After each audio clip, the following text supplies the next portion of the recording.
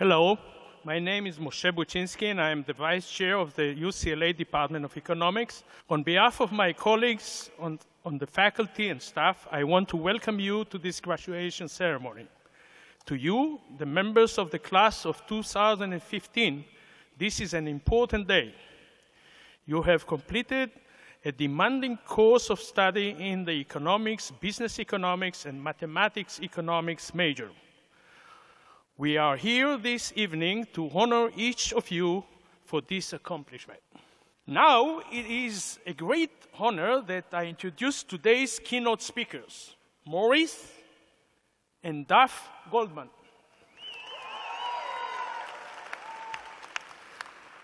Morrie Goldman is one of our own, earning a Master of Arts in Economics in 1968 and a PhD in Economics in 1972. We are thrilled that he has come back to campus to speak today.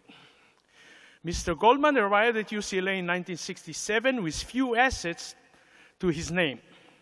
As a graduate student at UCLA, his knack for entrepreneurship enabled him to purchase a single-family home, 2 cars, and a business, which he sold upon graduation to start his professional life without debt.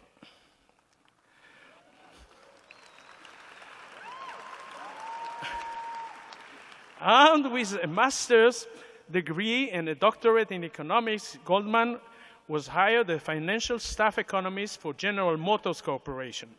He then got his first taste of business ownership in 1976 as a managing partner of several small businesses in Kansas City, while also lecturing at the University of Missouri, Kansas City, and at Avila University. In 1979, he was hired as a chief economist at Spring Telephone, a startup whose survival required eliminating AT&T monopoly in the telecommunication. From 1981 to 1986, he was employed by Congress, working on appropriation and leadership issues. In 1986, he was awarded a John M. Olin Fellowship in International Economics. Subsequently, Mr. Goldman, the entrepreneur, fully broke out. He has spent the past 29 years building businesses. He is founder and CEO, now semi-retired, of Sport Fit Total Fitness Clubs, as well as of Chesapeake Bay Aquatic and Physical Therapy, both located in Maryland. He is the father of Duff Goldman, who also will be speaking tonight.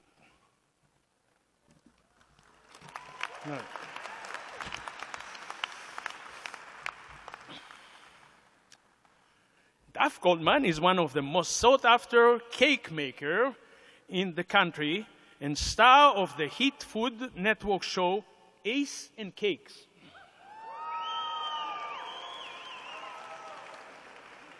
Mr. Goldman has been working in kitchens and bake shops since the age of 14.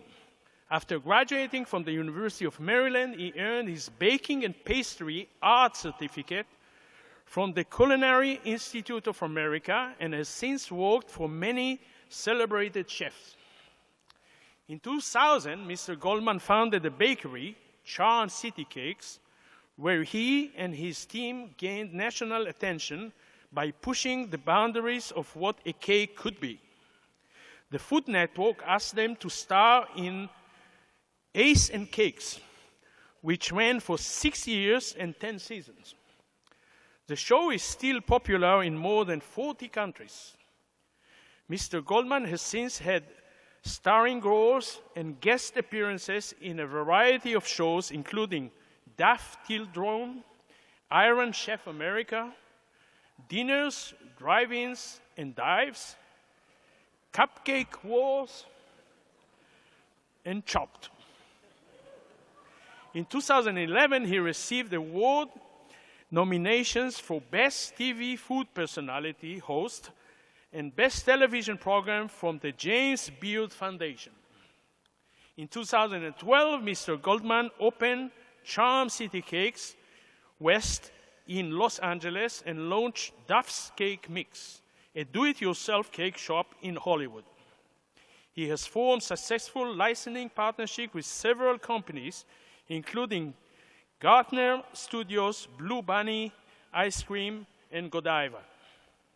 He is also a sculptor, artist, and a bass player, and has an affinity for wearing his signature hockey jerseys. Please join me in welcoming Morrie and Duff Goldman.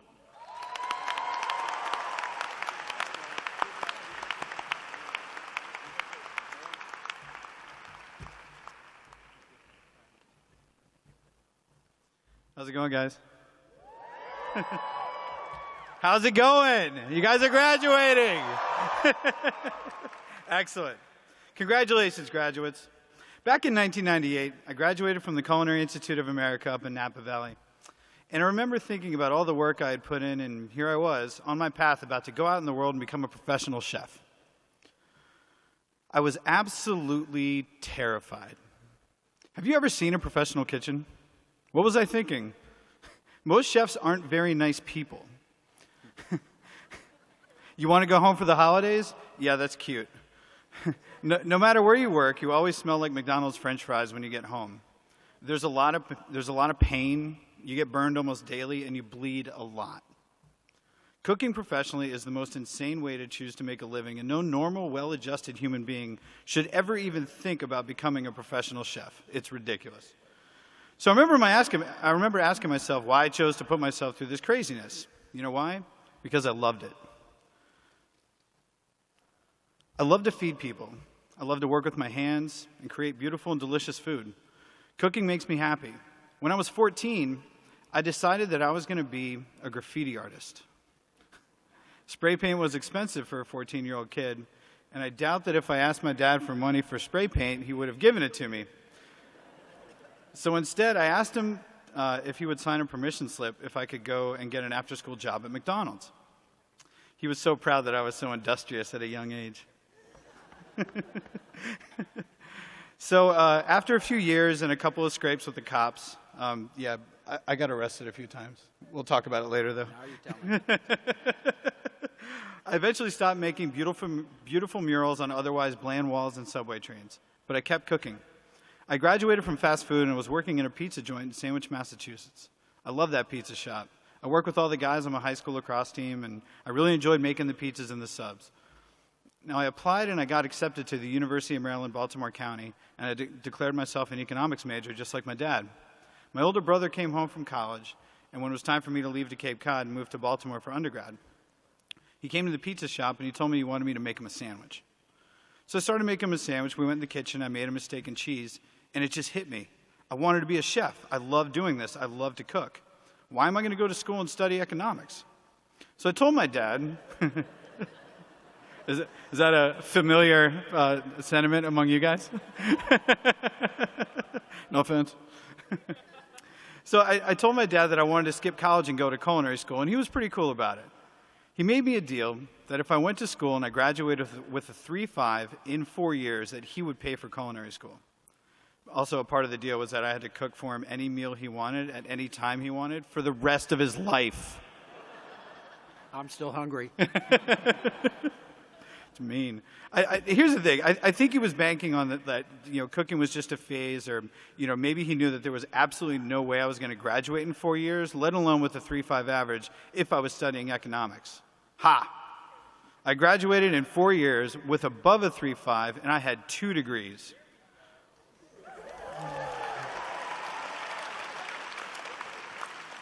One was in philosophy, and the other was history.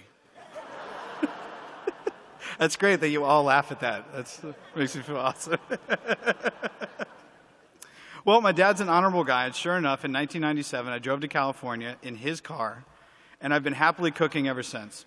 I've worked in a few of the best restaurants in the world, and I started my own cake shop when I was 25. I got myself on television, I've written a few cookbooks, and I even have my face on boxes of cake mix in the grocery store.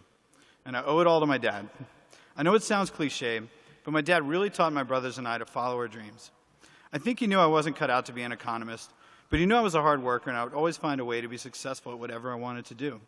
He knew that if he encouraged me to follow a career path as torturous and soul-wrenching as becoming a professional chef, I would be the best chef that I could be. And by this point, he also knew that I was crazy and cooking for a living made perfect sense.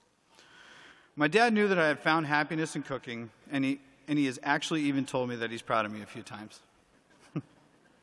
My dad has taught me a lot about business. He's taught me about people. He's taught me about kindness and risk. He's taught me about happiness and creativity. My dad is absolutely the smartest guy I know. Okay, hold it. What? If you think your dad is so smart, why don't you listen to him more? Because you taught me to learn from my mistakes. My dad. I think the most important thing that my dad has managed to pound into my head is that happiness can come from surprising places. Life will, not may, but will throw curveballs at you. You have to deal with those curveballs. My dad has taught me that there's no such thing as problems. There's only opportunities. And if you don't have tunnel vision, you might just take advantage of those opportunities and maybe even change your life. My dad and I are both successful people. But if you had told either of us what our lives are going to be like when we were younger, we would have thought you were crazy. Although I would have been pretty excited if somebody told me when I was 5 years old that I was going to have my face on the side of an ice cream box. My dad taught me to be open to where my own path might lead. I never wanted to be a cake decorator, and without my dad's guidance, I never would have become one. Now, it would be pretty boring for all of us if I listed my dad's accomplishments and successes, and probably redundant since I'm sure he's about to list them himself. So instead, I'll just suggest that you listen to him. He really is a smart guy. I mean, he got his PhD from economics right here at UCLA, didn't he? And he really has done some incredible things in his life. I know sometimes he doesn't think I listen to him, but if I didn't, I might still be flipping burgers or teaching philosophy, because what else do you do with a philosophy degree? Ladies and gentlemen, it is my absolute honor to introduce the most interesting man in the world, my dad, Dr. Morrie Goldman.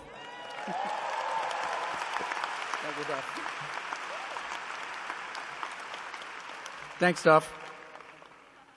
Graduates, congratulations on your fine achievements at this exalted university. UCLA holds a special, special place in my heart. For it was here that the foundations for my success has been built. So it's truly a humbling honor for me to be here today with you celebrating your success. I want to share 3 stories of my time at UCLA. A story about risk, a story about dreams, and a story about kindness. But before I get there, a moment about this great building, Pauley Pavilion. Last time I was here as a student, 1970, I paid 25 cents to watch a game played by one of the greatest teams in the history of NCAA basketball. Now, I'm told today that same student ticket costs $15. So I looked up the CPI changes. You're with me. From 1970 until today. CPI has gone up 6-fold. Your student tickets have gone up 60-fold. So, for all you brand new economists out there, here's your first professional problem to think about. Why? CPI, 6-fold, student tickets, 60-fold. My first story is about risk. One of the toughest hurdles in the PhD economics program was the qualifying exam in theory. Generally, they gave you more questions than you had time to answer. And if you didn't start writing right away and you had to think too much, you were going to be cooked. They gave you 3 hours. And to ensure you didn't overstate your time, at the appointed hour, a professor would sneak into the room with an air horn, set that sucker off, you would jump 5 feet out of your chair, and you couldn't write your name afterwards. So my first question on my theory exam gave you the assumption of perfect competition. And one of the tenets of perfect competition, as we all know, is that all the players have perfect information. So I'm looking at this, and I think, wow, gee, everybody has perfect information. There's no problem to solve. They assumed it away. So instead of giving my professors the type of answer they were looking for, I gave them a couple paragraphs on why this wasn't a very well thought out question. This was 1969. The Vietnam War was raging. They didn't like my answer and tossed me. I could have been over there. Turns out they loved it. They never had an answer like this before. I passed my exam. So the moral, don't be afraid to take risks, but take smart risks with large expected payoffs. Be unconventional, think outside the box. This strategy has worked for me many, many times in my career. It's worked for me too. So one of my biggest clients requested a very risky cake from me one time. He wanted a life-size elephant, right? So I'd never made a life-size elephant out of cake. Baby elephant. Baby elephant, sorry. Life-size baby. Well, it was like a teenager elephant. It was bigger than a baby. It was pretty big. So anyways, I had to make this life-size elephant. So I'm thinking, okay, I got to make this cake. I'm not sure if I can do it, so I'm going to charge him a ridiculous amount of money. So if he says no, it's like, okay, cool, I don't have to make that cake. But if he says yes, then I got to figure it out, but I'm going to totally get paid for it. So me and my guys, we figured out how to make a life-size elephant. We went to the zoo, hung out with elephants, we took pictures, we figured out exactly what they looked like, what they felt like, and then we put it in a van and we drove it across country. And the thing is, this is a big risk because this guy obviously was loaded. I wanted more of his business. I wanted his friend's business. I wanted all those guys to be ordering cakes from me all the time. And if I messed this up, it would have been horrible. As it turns out, he tipped me with a motorcycle, and next month we're making the 7th cake for him. So I did all right.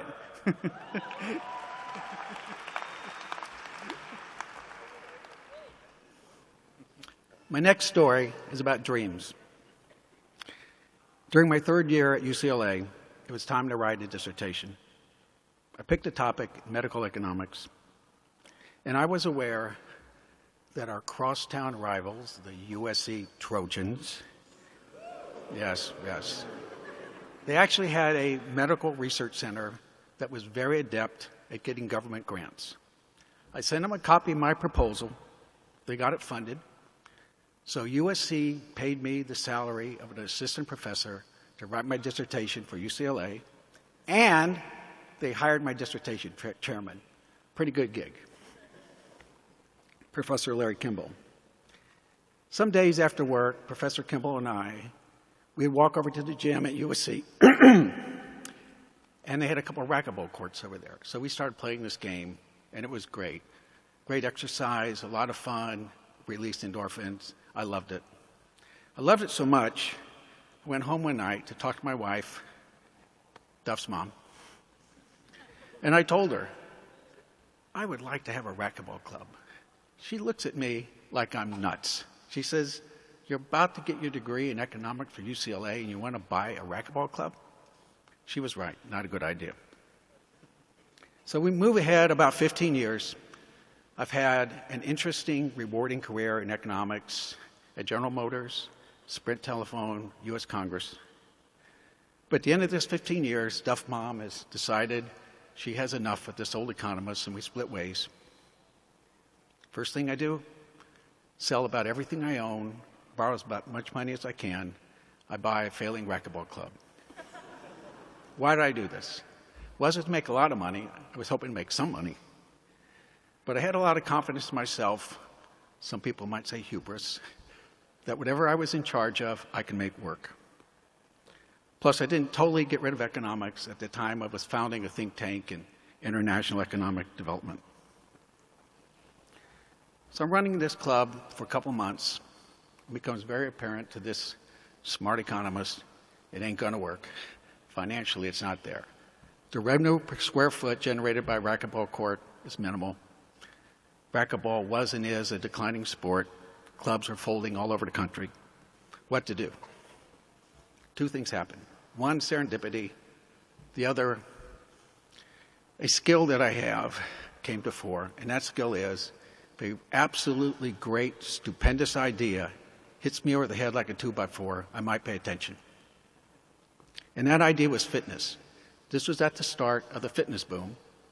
Well, I had a fitness club, I just had too many racquetball courts. So I started tearing out racquetball courts, putting in fitness machines, started building other fitness clubs, I started buying other fitness clubs. This turned out to be my financial grand slam. And it was very personally rewarding because I sincerely believe that if my members actually used my club, and they were encouraged to do so, that they would live healthier, more productive lives. Win-win situation. So here I am, many, many years after my time at UCLA, and you can find me at least 3 days a week chasing a rubber ball around inside a 800 square foot box, loving every minute of it, and keeping this old dad bod in pretty good shape.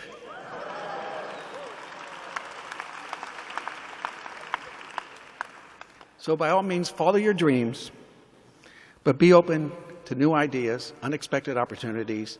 They can come from anywhere, and they can change your life. They have for me.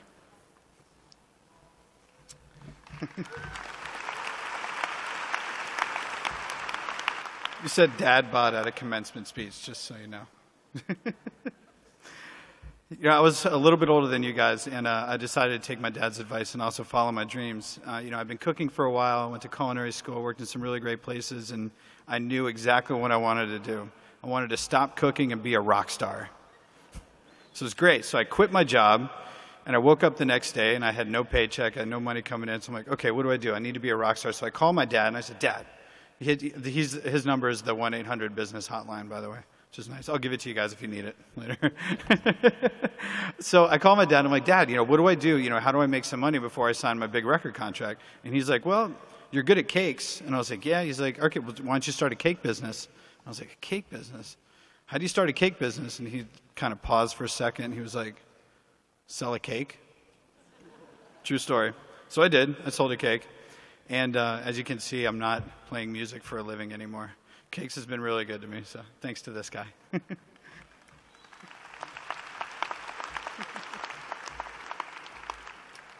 My third UCLA story is about kindness.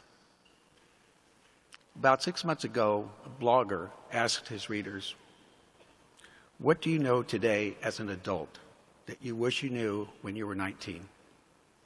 A lady wrote in, said, you will have a happier life and many more good things will come your way if you are warm and kind rather than clever and sarcastic. And this idea hit home to many people, and it hit home to me.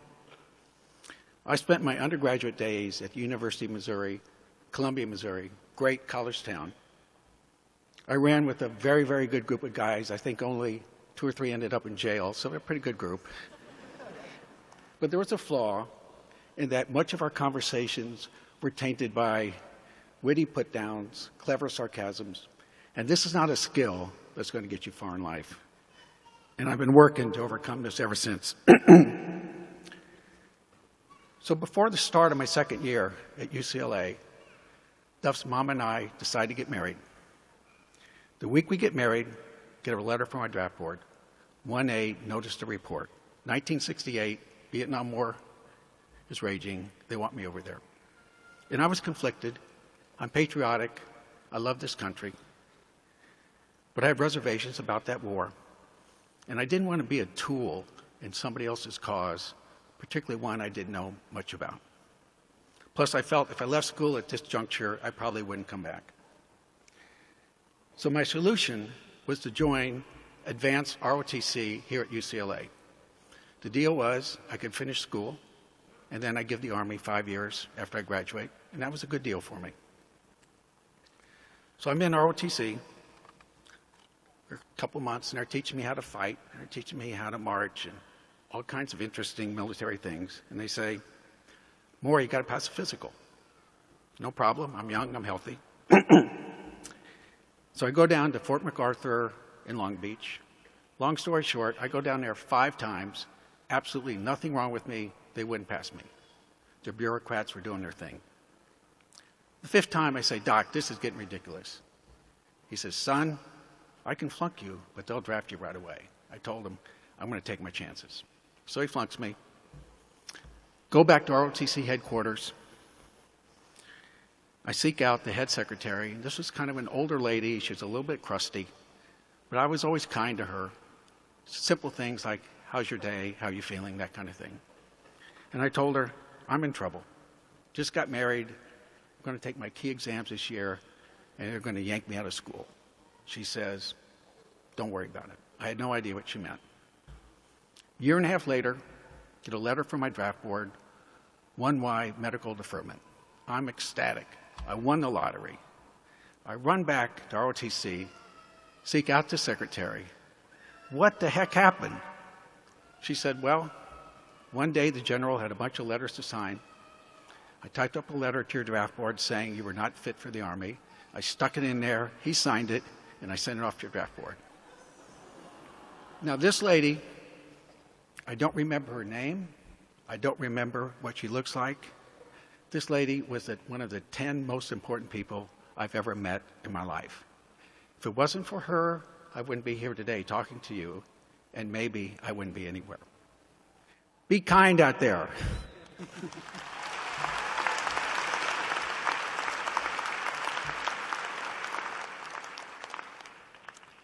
You know, I've heard that story a lot, and it always hits home because if it wasn't for that lady, I probably wouldn't be here either. Definitely wouldn't be here. Definitely wouldn't be here. So when I was in culinary school, they would put us in teams of 2 or 3 people so we could work on, baking projects together and kind of learn from each other. And there was an older lady in the class, and, she was having trouble keeping up. And so one day I asked her if she'd be on my team. And, she was cute. She was like, this like cute old Jewish lady. She reminded me of my mom. And I was like, oh, I want to see her do well. I want to see her succeed. So I was like, why don't you come on my team? Didn't think anything of it. I just thought I was being the person that my dad raised me to be. And it turns out that her and her husband were incredibly influential in the culinary industry. They knew everybody.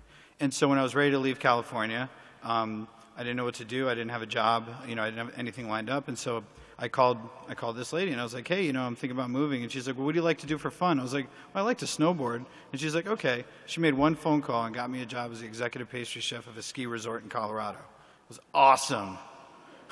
It was the best. So kindness can pay many dividends, and some of them can be incredibly unexpected. So listen, guys, take those risks. Follow your dreams, and always, always, always be kind. It's worked for my dad. It's worked for me, and it'll totally work for you. Congratulations. Wait, hold on. Okay, hold on. Come here, turn around. Okay, everybody. Oh, wait. Everybody go like this. Excellent. Thank you.